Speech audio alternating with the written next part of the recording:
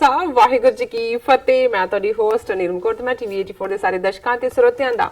ਦਿਲੀ ਸਵਾਗਤ ਕਰਦੀ ਹਾਂ ਪ੍ਰੋਗਰਾਮ ਸੱਚਾ ਸੱਚ ਵਿੱਚ। ਜਿਹੜੇ ਇਸ ਪ੍ਰੋਗਰਾਮ ਨਾਲ ਦੇਸ਼ਾਂ ਵਿਦੇਸ਼ਾਂ ਤੋਂ ਜੁੜ ਚੁੱਕੇ ਨੇ। ਖਾਲਸਾ ਫੇਅਰ ਸੈਂਟਰ ਦੇ ਸੰਚਾਲਕ ਡਾਕਟਰ ਅਮਰਜੀਤ ਸਿੰਘ ਜੀ ਉਸਾਨਾ ਹੀ ਤਰ੍ਹਾਂ ਸਟੂਡੀਓ ਵਿੱਚ ਮੇਰੇ ਨਾਲ ਸ਼ਾਮਿਲ ਨੇ। ਆਓ ਨਾ ਮਿਲ ਕੇ ਅੱਜ ਦੇ ਅਹਿਮ ਇਸ਼ੂਜ਼ ਉੱਪਰ ਉਹਨਾਂ ਦਾ ਤਜ਼ੀਆ ਜਾਣਦੇ ਹਾਂ। जी डॉक्टर साहब वाहिगुरू जी का खालसा वाहिगुरू जी की फतेह। जी डॉक्टर साहब जी आनू प्रोग्राम सचो सच विच बहुत शुक्रिया जी। डॉक्टर साहब आज 25 अप्रैल 2019 12 ਵਿਸਾਖ ਨਾਨਕ ਸ਼ਾਹੀ ਸੰਮਤ 551 ਦਾ ਦਿਨ ਹੈ ਤੇ ਡਾਕਟਰ ਸਾਹਿਬ ਪ੍ਰੋਗਰਾਮ ਸ਼ੁਰੂ ਕਰਨ ਤੋਂ ਪਹਿਲਾਂ ਅਸੀਂ ਆਪਣੇ ਦਰਸ਼ਕਾਂ ਨੂੰ ਹਮੇਸ਼ਾ ਤਰ੍ਹਾਂ ਦੱਸੀਏ ਵੀਅਰਸ, ਜੇ ਤੁਸੀਂ ਹੱਕ ਸੱਚ ਇਨਸਾਫ ਤੇ ਪਹਿਰਾ ਦਿੰਦਾ ਇੱਕੋ ਇੱਕ ਚੈਨਲ ਟੀਵੀ 84 ਨੂੰ ਦੇਖਣਾ ਚਾਹੁੰਦੇ ਹੋ ਤਾਂ ਤੁਸੀਂ ਦੇਖ ਸਕਦੇ ਹੋ spectrum cable, RCN cable, Bell fibre cable in Canada, roku, Jadoo box, ਸ਼ਾਵਾ, ਫੇਸਬੁੱਕ, ਟੀਵੀ 84 ਦੀ ਐਪ ਰਾਹੀਂ online streaming and IP box ਤੇ ਤੁਸੀਂ ਟੀਵੀ 84 ਨੂੰ ਦੇਖ ਸਕਦੇ ਹੋ। ਵੀਅਰਸ, ਜੇ ਤੁਸੀਂ ਟੀਵੀ 84 ਨਾਲ ਜਾਂ ਪ੍ਰੋਗਰਾਮ ਸੱਚੋ ਸੱਚ ਨਾਲ ਫੇਸਬੁੱਕ ਰਾਹੀਂ ਜੁੜੇ ਤਾਂ ਇਸ ਨੂੰ ਵੱਧ ਤੋਂ ਵੱਧ ਲਾਈਕ ਕਰੋ ਤੇ ਸ਼ੇਅਰ ਕਰੋ ਅਤੇ ਨਾਲ ਹੀ YouTube ਤੇ ਸਬਸਕ੍ਰਾਈਬ ਵੀ ਕਰੋ। Thank you so much. So keep watching TV 84। ਜੀ ਡਾਕਟਰ ਸਾਹਿਬ ਪ੍ਰੋਗਰਾਮ ਸ਼ੁਰੂ ਕਰਦੇ ਹਾਂ ਅੱਜ ਦੇ ਪਹਿਲੇ ਅਹਿਮ ਇਸ਼ੂ ਦੇ ਨਾਲ। ਜੀ ਡਾਕਟਰ ਸਾਹਿਬ ਕੀ ਕਹਿਣਾ ਚਾਹੋਗੇ? ਦੇਖੋ 28 ਨਵੰਬਰ 2018 ਨੂੰ ਪਾਕਿਸਤਾਨ ਦੇ ਪ੍ਰਧਾਨ ਮੰਤਰੀ ਜਨਾਬ ਇਮਰਾਨ ਖਾਨ ਸਾਹਿਬ ਨੇ ਕਰਤਾਰਪੁਰ ਸਾਹਿਬ ਕੋਰੀਡੋਰ ਦਾ ਸੰਗੇ ਬੁਨਿਆਦ ਰੱਖਿਆ ਜੀ। ਜ਼ਾਹਰ ਹੈ ਕਿ ਇਹ ਲਗਭਗ 5 ਮਹੀਨੇ ਹੋ ਜਾਣੇ ਨੇ, ਹੋਰ 2 ਦਿਨ ਬਾਅਦ। ਬਿਲਕੁਲ। ਔਰ ਇਹਨਾਂ 5 ਮਹੀਨਿਆਂ 'ਚ ਕੋਈ ਮੌਕਾ ਵੀ ਐਸਾ ਨਹੀਂ ਆਇਆ ਜਦੋਂ ਕਿ ਪਾਕਿਸਤਾਨ ਦੀ ਹਕੂਮਤ ਵੱਲੋਂ ਜਾਂ ਉਹਨਾਂ ਦੇ ਕਿਸੇ ਅਫੀਸ਼ੀਅਲ ਦੀ ਮੀਡੀਆ ਬਰੀਫਿੰਗ 'ਚ ਜਾਂ ਹੋਰ ਕਿਸੇ ਪਾਸਿਓਂ ਕੋਈ ਵੀ ਸ਼ਿਕਾਇਤ ਦੀ ਗੱਲ ਜਾਂ ਕੋਈ ਕਮਜ਼ੋਰੀ ਦੀ ਗੱਲ ਆਈ ਹੋਏ, ਉਹਨਾਂ ਨੇ ਪੂਰੇ ਜੋਸ਼ੋ ਖਰੋਸ਼ ਦੇ ਨਾਲ ਆਪਣੇ ਵਾਲੇ ਪਾਸੇ ਕੰਮ ਰਾਈਟ ਅਵੇ 28 ਨਵੰਬਰ ਤੋਂ ਬਾਅਦ ਹੀ ਸ਼ੁਰੂ ਕਰ ਦਿੱਤਾ ਸੀ ਜੀ। ਔਰ ਜ਼ਾਹਰ ਹੈ ਕਿ ਇੱਕ ਅੰਦਾਜ਼ੇ ਮੁਤਾਬਕ 70% ਦੇ ਕਰੀਬ ਕੰਮ ਜਿਹੜਾ ਹੈ ਉਹ ਪੂਰਾ ਹੋ ਚੁੱਕਾ ਹੈ। ਬਿਲਕੁਲ। ਕਿਉਂਕਿ ਵੱਡਾ ਹਿੱਸਾ ਵੀ ਉਸ ਕੋਰੀਡੋਰ ਦਾ ਲਗਭਗ 3 ਮੀਲ ਜਾਂ 3.5 ਮੀਲ ਦਾ ਪਾਕਿਸਤਾਨ ਵਾਲੇ ਪਾਸੇ ਹੀ ਹੈ ਜੀ। ਔਰ ਇਸ ਸਾਰੇ ਦੇ ਦੌਰਾਨ ਪਾਕਿਸਤਾਨ ਦੀ ਹਕੂਮਤ ਨੇ, ਉਹਨਾਂ ਦੇ ਫੋਰਨ ਆਫਿਸ ਨੇ, ਉਹਨਾਂ ਦੀਆਂ ਐਮਬੈਸੀਆਂ, ਹਾਈ ਕਮਿਸ਼ਨ, ਕੌਂਸੂਲੇਟਸ ਨੇ ਔਰ ਈਵਨ ਪੰਜਾਬ ਦੀ ਹਕੂਮਤ ਲਹਿੰਦੇ ਪੰਜਾਬ ਦੀ ਉਹਨਾਂ ਦੇ ਗਵਰਨਰ ਮੁਹੰਮਦ ਸਰਵਰ ਜਿਹੜੇ ਕਿ ਖੁਦ ਅਮਰੀਕਾ ਕੈਨੇਡਾ ਦੇ ਵਿੱਚ ਉਹਨਾਂ ਨੇ ਸਿੱਖ ਕੌਮ ਨੂੰ ਕੋਸਟ ਟੂ ਕੋਸਟ ਜਿਹੜਾ ਉਹ ਰੀਚ ਆਊਟ ਕੀਤਾ। ਔਰ ਇਹ ਸਾਰੇ ਨੇ ਇਸ ਆਸ ਨੂੰ, ਇਸ ਹੋਪ ਨੂੰ ਹੋਰ ਵੀ ਮਜ਼ਬੂਤ ਕੀਤਾ। ਔਰ ਕਦੇ ਵੀ ਮੈਂ ਸਮਝਦਾ ਵੀ ਇਹਨਾਂ 5 ਮਹੀਨਿਆਂ ਦੇ ਵਿੱਚ ਸਿੱਖ ਕੌਮ ਦੇ ਕਿਸੇ ਵੀ ਤਬਕੇ 'ਚ ਔਰ ਜਿਹੜੇ ਈਵਨ ਭਾਰਤ ਦੇ ਬਿਲਕੁਲ ਜੁੱਤੀ ਚੱਟ ਕਿਸਮ ਦੇ ਲੋਕ ਵੀ ਸੀ, ਉਹਨਾਂ ਦੀਆਂ ਵੀ ਜ਼ਬਾਨਾਂ ਬੰਦ ਹੋ ਗਈਆਂ ਕਿਉਂਕਿ ਪਾਕਿਸਤਾਨ ਨੇ ਪੂਰੀ ਜਿਹੜੀ ਹੈ ਸਿੰਸੈਰਿਟੀ ਦੇ ਨਾਲ, ਦਰਿਆਦਿਲੀ ਦੇ ਨਾਲ ਜਿਹੜਾ ਇਸ ਦੇ ਉੱਤੇ ਕੰਮ ਵੀ ਕੀਤਾ, ਕੌਮ ਨੂੰ ਵੈਲਕਮ ਵੀ ਕੀਤਾ। ਔਰ ਗੁਰੂ ਨਾਨਕ ਸਾਹਿਬ ਦਾ 550 ਸਾਲਾ ਪ੍ਰਕਾਸ਼ ਪੁਰਬ ਜਿਹੜਾ ਨਵੰਬਰ ਦੇ ਮਹੀਨੇ 'ਚ ਆ ਰਿਹਾ ਹੈ, ਉਸ ਦੇ ਲਈ ਹੋਰ ਤਿਆਰੀਆਂ ਵੀ ਮੁਕੰਮਲ ਕਰਨ ਦੀ ਗੱਲ ਜਿਹੜੀ ਹੈ ਉਹ ਉਹਨਾਂ ਨੇ ਪੂਰੀ ਉਸ ਨੂੰ ਲਾਗੂ ਕੀਤਾ। ਇਸ ਤੋਂ ਇਲਾਵਾ ਅਸੀਂ ਸਮਝਦੇ ਹਾਂ ਵੀ ਇਸ ਪੀਰੀਅਡ ਦੇ ਵਿੱਚ ਬੱਲੋ ਕੀ ਰੱਖ, ਜਿਹਨੂੰ ਅਸੀਂ ਕਹਿੰਦੇ ਹਾਂ ਰਿਜ਼ਰਵ, ਉਸ ਦਾ ਨਾਂ ਬਾਬਾ ਨਾਨਕ ਤੇ ਰੱਖਿਆ ਗਿਆ ਹੈ। ਨਨਕਾਣਾ ਸਾਹਿਬ ਰੇਲਵੇ ਸਟੇਸ਼ਨ ਬਣਾਉਣ ਔਰ ਉਸ ਦਾ ਨਾਂ ਗੁਰੂ ਨਾਨਕ ਸਾਹਿਬ ਦੇ ਨਾਂ ਤੇ ਪੰਜਾਬ ਯੂਨੀਵਰਸਿਟੀ ਦੇ ਵਿੱਚ ਜਿਹੜੀ ਹੈ ਇੱਕ ਚੇਅਰ ਬਣਾਉਣ ਦੀ ਗੱਲ ਔਰ ਬਾਬਾ ਗੁਰੂ ਨਾਨਕ ਯੂਨੀਵਰਸਿਟੀ ਨਨਕਾਣਾ ਸਾਹਿਬ ਦੇ ਵਿੱਚ ਐਸਟੈਬਲਿਸ਼ ਕਰਨ ਦੀ ਗੱਲ। ਸੋ ਇਹ ਸਾਰੀਆਂ ਡਿਵੈਲਪਮੈਂਟਸ ਨੇ ਜਿੱਥੇ ਪਾਕਿਸਤਾਨੀ ਹਕੂਮਤ ਦੀ ਸਿੰਸੈਰਿਟੀ ਦਿਖਾਈ, ਉੱਥੇ ਸਿੱਖ ਕੌਮ ਦੇ ਵਿੱਚ ਵੀ ਇਸ ਦੇ ਲਈ ਇੱਕ ਬੜਾ ਚਾਅ ਮਲ੍ਹਾਰ ਪੈਦਾ ਹੋਇਆ। ਔਰ ਮੈਂ ਅੱਜ ਜਦੋਂ ਪਾਕਿਸਤਾਨ ਦੇ ਫੋਰਨ ਆਫਿਸ ਦੇ ਸਪੋਕਸਪਰਸਨ ਮੁਹੰਮਦ ਫੈਸਲ ਹੋਰਾਂ ਦੀ ਸਟੇਟਮੈਂਟ ਦੇਖੀ ਇੰਡੀਅਨ ਗਵਰਨਮੈਂਟ ਦੇ ਹਵਾਲੇ ਨਾਲ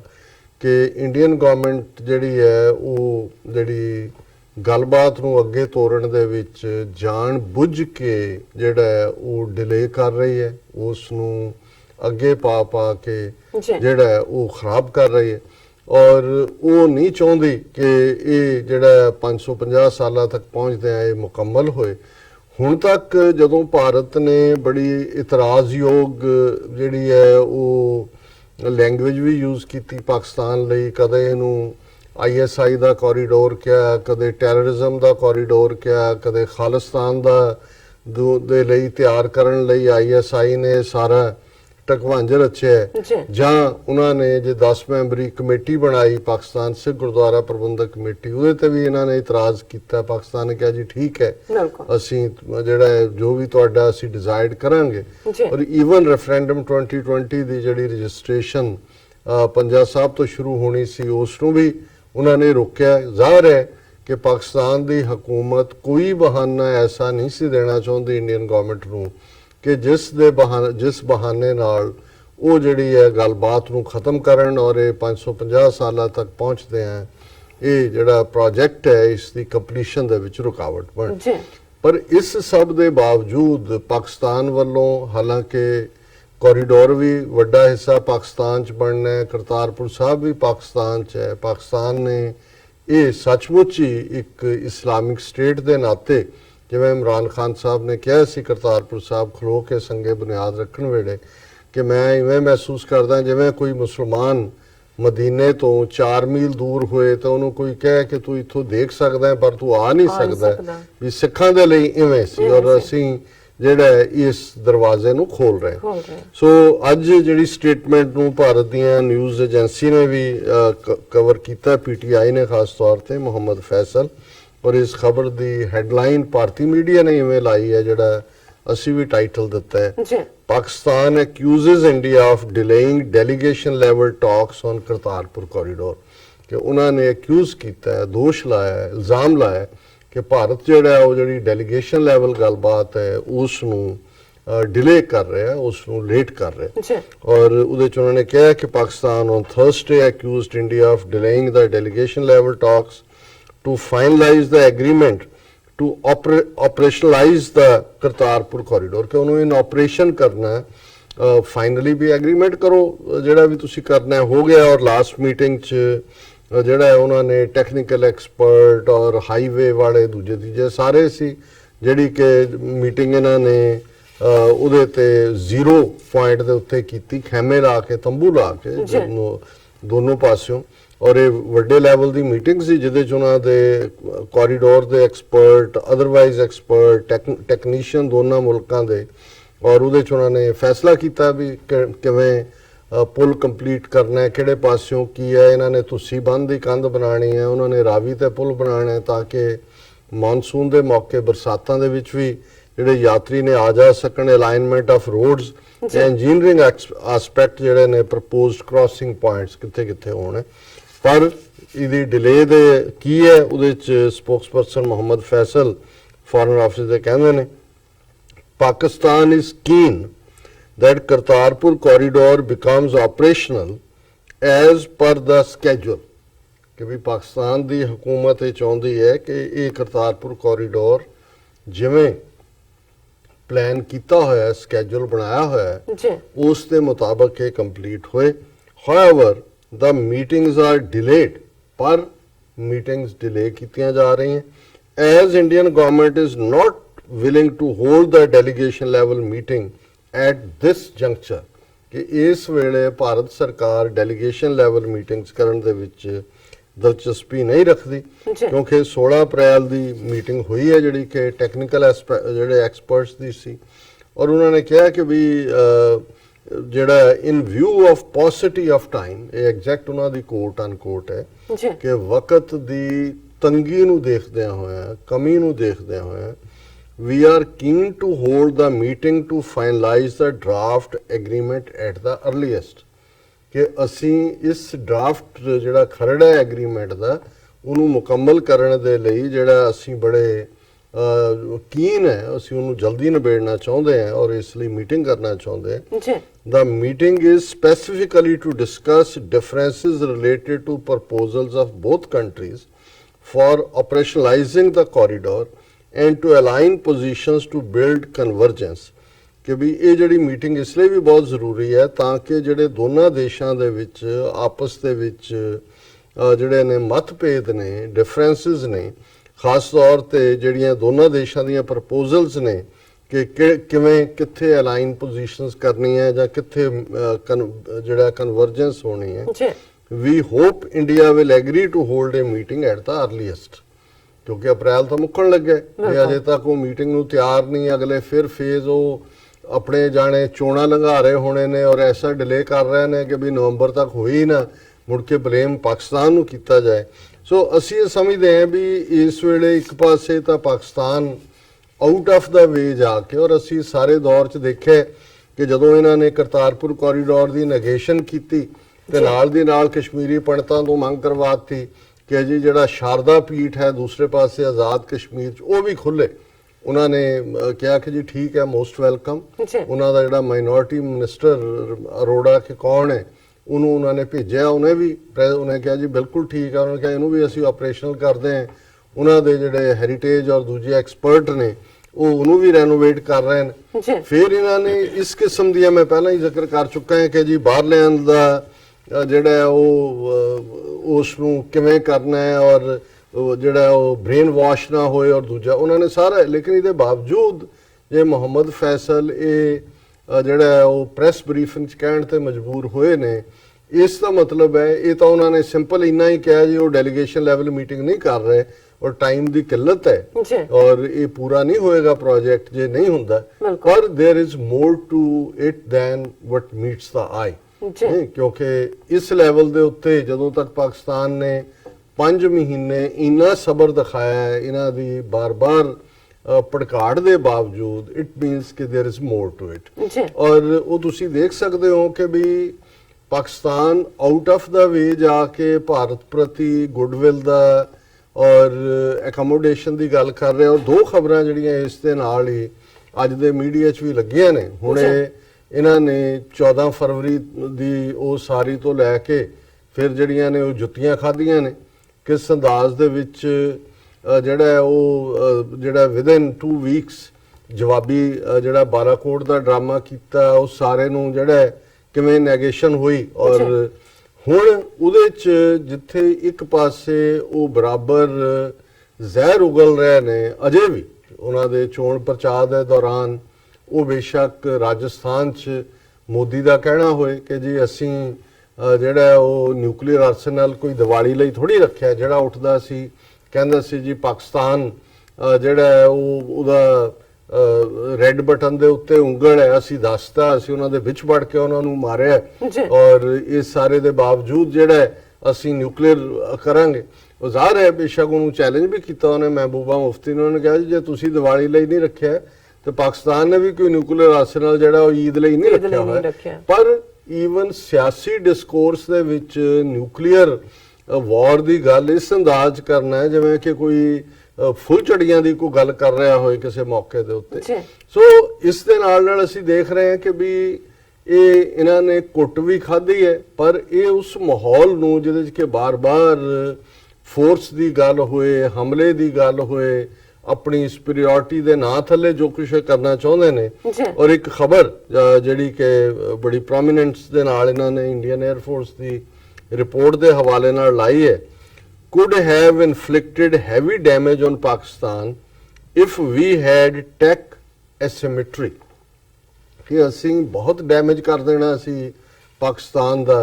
ਜੇ ਸਾਡੇ ਕੋਲ ਜਿਹੜਾ ਹੈ ਉਹ ਟੈਕਨੋਲੋਜੀਕਲੀ ਹੋਰ ਸੁਪੀਰੀਅਰਿਟੀ ਹੁੰਦੀ। ਹੁਣ ਉਹਦੇ 'ਚ ਖਬਰ ਲੰਬੀ ਚੌੜੀ ਹੈ, ਲੇਕਿਨ ਉਹਦੇ 'ਚ ਉਹਨਾਂ ਨੇ ਇਹ ਕਹਿਣ ਦੀ ਜ਼ਰੂਰ ਇਹਦੇ 'ਚ ਉਹਨਾਂ ਨੇ ਐਡਮਿਟ ਕੀਤਾ ਹੈ। In the report, Indian Air Force said Pakistan Air Force has been consistently enhancing its air defense and offensive capabilities since the Kargil war in 1999, and there was a need for India to bolster its technological asymmetry for aerial combat, official sources said, sharing details from the report। ਹੁਣ ਉਹ ਇਹ ਕਹਿਣਾ ਚਾਹੁੰਦੇ ਨੇ ਕਿ ਜੀ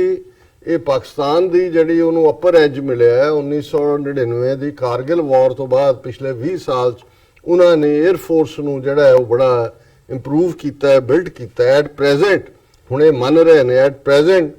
Pakistan has some edge with its fleet of F-16 jets with MRM missiles fitted with them, said an official। ਕਿ ਵੀ ਉਹਨਾਂ ਦਾ ਇਹ ਕਹਿਣਾ ਹੈ ਕਿ ਵੀ ਅਸੀਂ ਕਿਵੇਂ ਜਿਹੜਾ ਸਾਡੇ ਕੋਲ ਐਡਵਾਂਟੇਜ ਹੈ ਉਹ ਸਾਰੇ ਨੂੰ ਪਾਕਿਸਤਾਨ ਦੇ ਕੋਲ F-16 ਦੇ ਜਿਹੜੇ ਜੈਟ ਨੇ ਉਹਦੀ ਉਹਨਾਂ ਨੂੰ ਐਡਵਾਂਟੇਜ ਹੈ। ਹੁਣ ਉਸ ਚੋਂ ਆਪਣਾ ਇਹ ਕਹਿਣਾ ਚਾਹੁੰਦੇ ਨੇ ਜੀ ਅਸੀਂ ਹੁਣ ਜਦੋਂ ਸਾਡੇ ਕੋਲ ਰਫੇਲ ਵਾਲੇ ਜਿਹੜੇ ਨੇ ਉਹ ਜਹਾਜ਼ ਉਹ ਸਾਨੂੰ ਮਿਲ ਜਾਣਗੇ ਔਰ ਉਹਦੇ ਨਾਲ ਅਸੀਂ ਜਿਹੜਾ ਉਸ ਨੂੰ ਅੱਗੋਂ ਜਿਹੜਾ ਸਾਡਾ ਅਪਰਾਜ ਹੋ ਜਾਏਗਾ ਔਰ we felt we could not punish the adversaries appropriately, so we need to bolster technological asymmetry so that the enemy doesn't even dare to come close to the border. ਹੁਣ ਇਹਦੇ ਚ ਜਿਹਨੂੰ ਕਹਿੰਦੇ ਨੇ ਇੱਕ ਪਾਸ ਦਾ ਐਡਮਿਸ਼ਨ ਹੈ ਕਿ ਵੀ ਸਾਨੂੰ ਐਨਮੀ ਨੇ ਬੀਟ ਕੀਤਾ ਕਿਉਂਕਿ ਉਹਨਾਂ ਨੇ ਜਦੋਂ F-16 ਔਰ 1999 ਤੋਂ ਇੰਪਰੂਵਮੈਂਟ ਦੀ ਗੱਲ ਕਰ ਰਹੇ ਪਰ ਇਸ ਸਾਰੇ ਚ ਉਹ ਰਫੇਲ ਔਰ ਫਰਦਰ ਲੰਬਾ ਚੌੜਾ ਪਾਰਟ ਹੈ ਜੀ ਸਾਡੇ ਜਹਾਜ਼ ਗਏ ਅਸੀਂ ਇੱਧਰ ਗਏ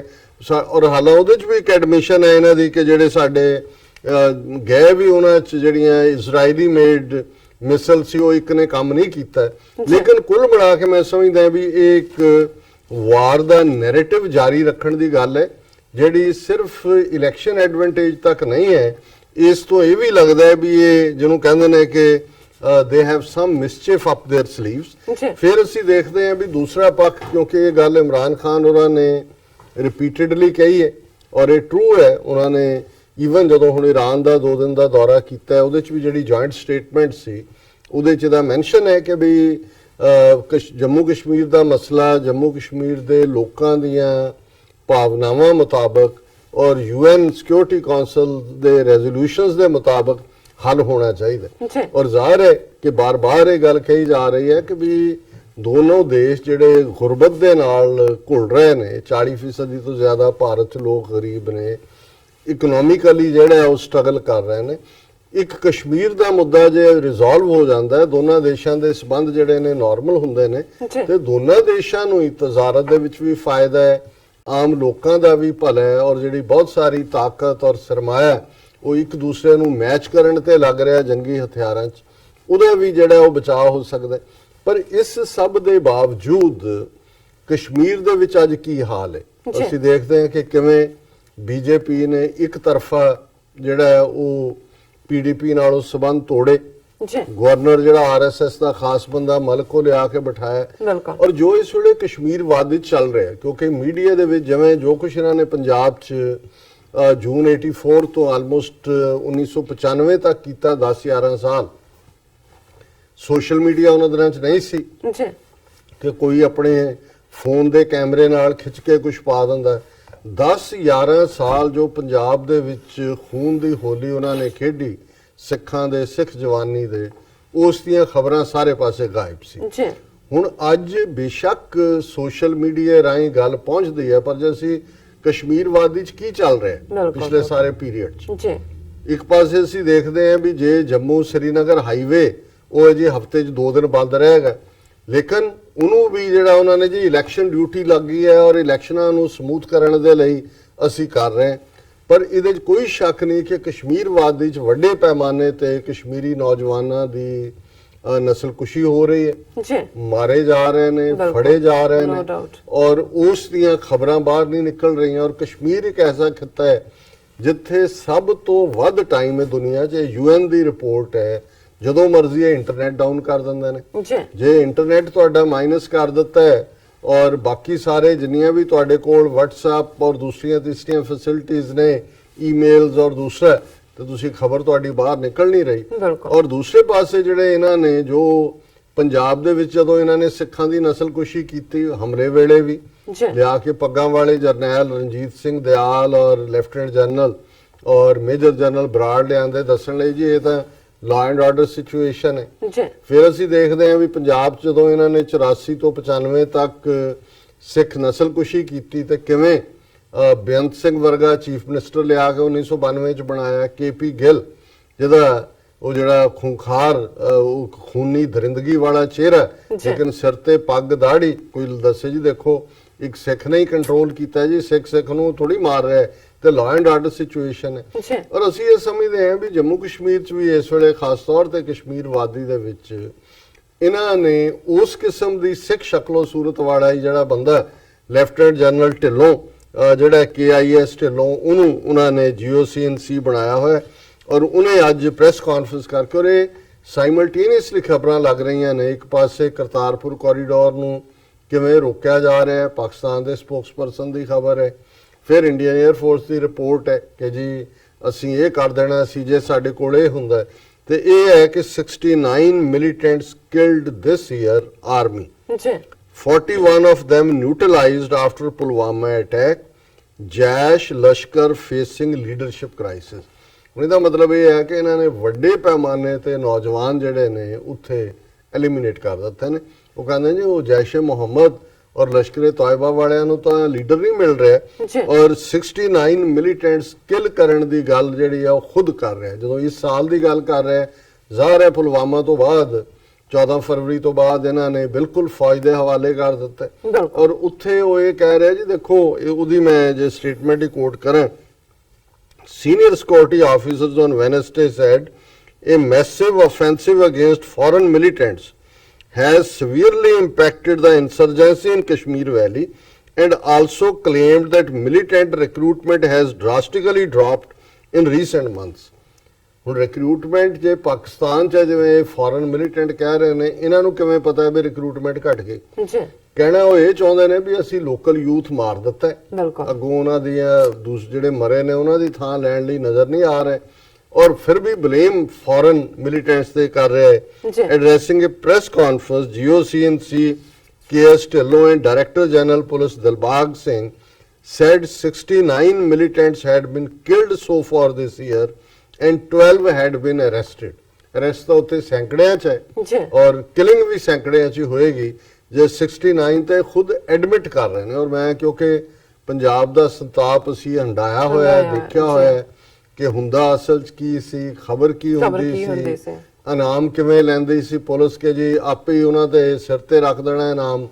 ਫਿਰ ਆਪ ਹੀ ਕਿਸੇ ਹੋਰ ਨੂੰ ਮਾਰ ਕੇ ਕਹਿਣਾ ਜੀ ਉਹਨੂੰ ਮਾਰ ਦਿੱਤਾ। ਉਹ ਬਾਅਦ ਦੇ ਵਿੱਚ ਕਈਆਂ ਦਾ ਹੁਣ ਆ ਰਿਹਾ ਕੋਈ 20 ਸਾਲ ਬਾਅਦ ਕਿਤੇ, ਲੇਕਿਨ ਉਹਨਾਂ ਦਾ ਮਕਸਦ ਸੀ ਕਿ ਜਿਹਨੂੰ ਵੀ ਮਾਰਿਆ ਹੈ ਤਾਂ ਸਿੱਖ ਯੰਗ ਮੈਨ ਹੈ, ਇੱਕ ਜਨਰੇਸ਼ਨ ਅਸੀਂ ਖਤਮ ਕਰ ਰਹੇ ਹਾਂ। ਫਿਰ ਇਹ ਕਹਿ ਰਹੇ ਆਰਮੀ ਕਮਾਂਡਰ ਸੈਡ 45 ਮਿਲੀਟੈਂਟਸ ਵਰ ਕਿਲਡ in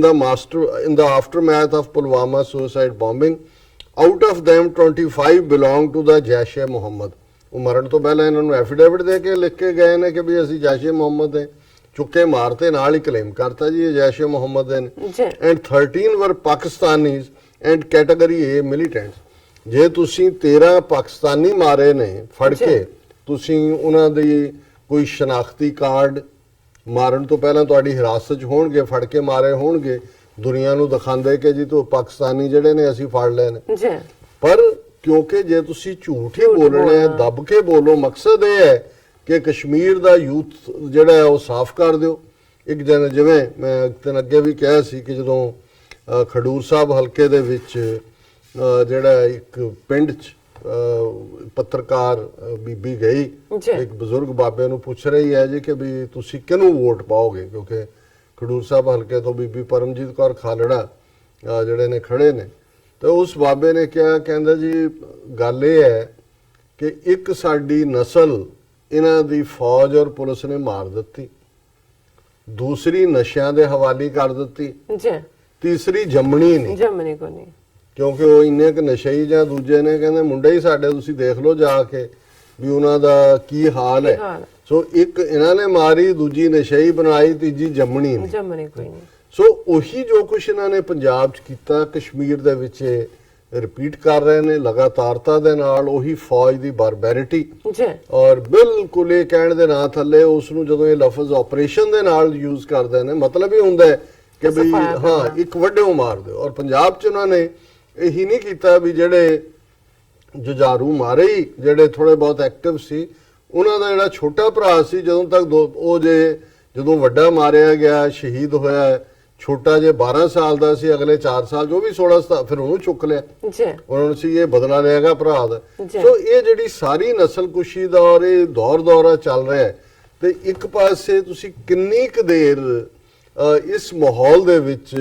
ਸਰਵਾਈਵ ਕਰ ਸਕਦੇ ਹੋ। ਔਰ ਅਸੀਂ ਸਮਝਦੇ ਹਾਂ ਵੀ ਇਹ ਹੁਣ ਸਿੱਖ ਕੌਮ ਨੇ ਦੇਖਣਾ ਹੈ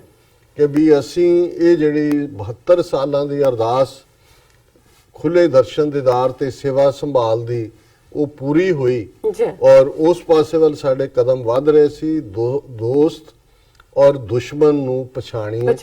ਅੱਜ ਜਦੋਂ ਅਸੀਂ ਹੱਕ ਸੱਚ ਦੀ ਆਵਾਜ਼ ਬੁਲੰਦ ਕਰਦੇ ਹਾਂ, ਇੱਕ ਛੋਟਾ ਜਿਹਾ ਤਬਕਾ ਭਾਵੇਂ ਉਹ ਰਹਿ ਗਿਆ, ਉਹ ਸਾਨੂੰ ਕਹੇਗਾ, ਲਿਖੇਗਾ ਕਿ ਜੀ ਤੁਸੀਂ 47 ਭੁੱਲ ਗਏ ਹੋ ਕਿ ਸਿੱਖਾਂ ਨਾਲ ਕੀ ਹੋਇਆ। ਜੀ ਹੁਣ ਮੈਂ ਸਮਝਦਾ ਹਾਂ ਵੀ ਇਹੋ ਜਿਹੇ ਲੋਕ ਜਿਨ੍ਹਾਂ ਨੇ ਕੁਝ ਨਹੀਂ ਕਰਨਾ ਹੈ, ਉਹ ਤੁਹਾਨੂੰ ਬਾਰ-ਬਾਰ ਮਾਜ਼ੀ 'ਚ ਇਸ ਲਈ ਲਿਜਾਣਾ ਚਾਹੁੰਦੇ ਨੇ ਕਿ ਉਹਨਾਂ ਨੂੰ ਇਹ ਪਸੰਦ ਨਹੀਂ ਹੈ ਕਿ ਅਸੀਂ ਇਸ ਬ੍ਰਾਹਮਣਵਾਦ ਦੀ ਕੈਦ ਚੋਂ ਨਿਕਲ ਕੇ ਅਸੀਂ ਜਿਹੜੇ ਨਵੀਆਂ ਸਾਂਝਾਂ ਔਰ ਦੋਸਤ ਔਰ ਦੁਸ਼ਮਣ ਦੀ ਪਛਾਣ ਕਰੀਏ। ਔਰ ਇਹੀ ਪਾਰਟ ਮੈਂ ਸਮਝਦਾ ਕਿ ਇੱਕ ਉਹ ਹਿੱਸਾ ਹਮੇਸ਼ਾ ਰਹੇਗਾ ਜਿਨ੍ਹਾਂ ਨੇ ਕਦੇ ਨਾ ਕਦੇ ਕੁਛ ਨਾ ਕੁਛ, ਉਹ ਇੱਕੋ ਹੀ ਧਰਮ ਦੇ ਮੰਨਣ ਵਾਲਿਆਂ ਦੇ ਵਿੱਚ ਵੀ ਲੋਕ ਹੁੰਦੇ ਨੇ ਜਿਨ੍ਹਾਂ ਨੇ ਡਿਫਾਈਨ ਕਰਨਾ ਹੁੰਦਾ ਹੈ ਕੌਣ, ਉਹਨਾਂ ਦੀ ਸਾਨੂੰ ਪਰਵਾਹ ਨਹੀਂ ਹੈ।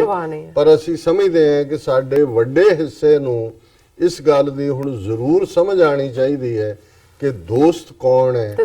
ਦੁਸ਼ਮਣ ਕੌਣ ਹੈ। ਔਰ ਇਹ ਇੱਕ ਪੂਰਾ ਪ੍ਰੈਸ਼ਰ ਸਿੱਖ ਕੌਮ ਦੇ ਬਿਹਾਫ ਤੇ ਬਿਲਟ ਹੋਣਾ ਚਾਹੀਦਾ ਹੈ ਕਿ ਕਰਤਾਰਪੁਰ ਲਾਂਘਾ ਹਰ ਹਾਲਤ ਦੇ ਵਿੱਚ ਗੁਰੂ ਨਾਨਕ ਸਾਹਿਬ ਦੇ 550 ਸਾਲਾ ਜਨਮ ਦਿਨ ਸੈਲੀਬ੍ਰੇਸ਼ਨਸ ਦੇ ਮੌਕੇ ਤੱਕ ਮੁਕੰਮਲ ਹੋ ਕੇ ਸੰਗਤ ਦੇ ਦਰਸ਼ਨ ਦੀਦਾਰ ਦੇ ਲਈ ਖੁੱਲਣਾ ਚਾਹੀਦਾ। ਜੀ ਡਾਕਟਰ ਸਾਹਿਬ ਤੁਹਾਡਾ ਬਹੁਤ ਬਹੁਤ ਸ਼ੁਕਰੀਆ, ਤੁਸੀਂ ਪਹਿਲਾ ਇਸ਼ੂ ਸਾਰੇ ਦਰਸ਼ਕਾਂ ਨਾਲ ਸਾਂਝਾ ਕੀਤਾ। ਰਹਿੰਦੇ ਇਸ਼ੂ ਆਪਾਂ ਆਫਟਰ ਬ੍ਰੇਕ ਲਵਾਂਗੇ। ਇਸ ਤੋਂ ਪਹਿਲਾਂ ਅਸੀਂ ਆਪਣੇ ਦਰਸ਼ਕਾਂ ਤੇ ਸਰੋਤਿਆਂ ਨੂੰ ਅਪੀਲ ਤੇ ਬੇਨਤੀ ਕਰਦੇ ਹਾਂ ਵਿਊਅਰਸ, ਜਿਸ ਤਰ੍ਹਾਂ ਕਿ ਤੁਸੀਂ ਜਾਣਦੇ ਹੋ ਕਿ ਟੀਵੀ 84 ਇੱਕ ਪੰਥਕ ਚੈਨਲ ਹੈ। ਟੀਵੀ 84 ਸਿੱਖਾਂ, ਕਸ਼ਮੀਰੀਆਂ ਤੇ ਭਾਰਤੀਆਂ ਨਾਰਥ ਈਸਟ ਸਟੇਟਾਂ ਦੇ ਲੋਕਾਂ ਦੇ ਸਵੈ ਨਿਰਣੇ ਦੇ ਹੱਕਾਂ ਦਾ ਹਾਮੀ ਹੈ। ਅਸੀਂ ਚਾਹਾਂਗੇ ਕਿ ਤੁਸੀਂ ਟੀਵੀ 84 ਦੀ ਚੜ੍ਹਦੀ ਕਲਾ ਲਈ ਵੱਧ ਤੋਂ ਵੱਧ ਡੋਨੇਟ ਕਰੋ। ਡੋਨੇਟ ਕਰਨ ਲਈ ਸਾਡੀ ਵੈਬਸਾਈਟ tv84.tv ਤੇ ਜਾ ਕੇ ਪੇਪਲ ਦੀ ਵਰਤੋਂ ਕਰਕੇ ਵਨ ਟਾਈਮ ਡੋਨੇਟ ਕਰ ਸਕਦੇ ਹੋ, ਮੰਥਲੀ ਡੋਨੇਟ ਵੀ ਕਰ ਸਕਦੇ ਹੋ। ਤੁਸੀਂ ਟੀਵੀ 84 ਦੇ ਨਾਮ ਤੇ ਚੈੱਕ ਬਣਾ ਕੇ ਸਾਨੂੰ ਮੇਲ ਵੀ ਕਰ ਸਕਦੇ ਹੋ ਸਾਡੇ ਇਸ ਪਤੇ ਤੇ 36-01 37th Avenue, ਲੌਂਗ ਆਈਲੈਂਡ ਸਿਟੀ, ਨਿਊਯਾਰਕ 11101 USA, ਜਾਂ ਫਿਰ ਤੁਸੀਂ ਸਾਨੂੰ ਫੋਨ ਰਾਹੀਂ ਵੀ ਸੰਪਰਕ ਕਰ ਸਕਦੇ ਸਾਡੇ ਫੋਨ ਨੰਬਰ ਤੇ